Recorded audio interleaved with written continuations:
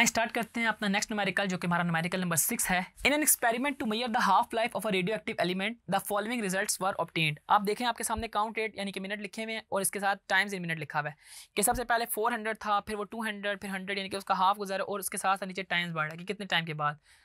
इसमें क्वेश्चन ये है हमारा कि हमने जस्ट एक प्लॉट करना है ग्राफ, जिसमें हमने शो करवाना है काउंट वर्सेस टाइम का। आए तो इसको सॉल्व कैसे करते हैं। जस्ट ये आपके सामने ग्राफ है, आपने पेपर में ग्राफ को इलस्ट्रेट कर देना है। आपके पास इंडिपेंडेंट एक्सिस जो है टाइम है और वो एक्स एक्सिस पे है, जबकि हमारे पास डिपेंडेंट एक्सिस वाई एक्सिस वो काउंट रेट है। काउंट रेट इनिशियली मेरे पास 400 था, यानी कि जब मेरे पास टाइम 0 था। आप देख सकते हैं कि टाइम 0 पे मेरे पास जो काउंट रेट आ रहा है वो 400 आ रहा है।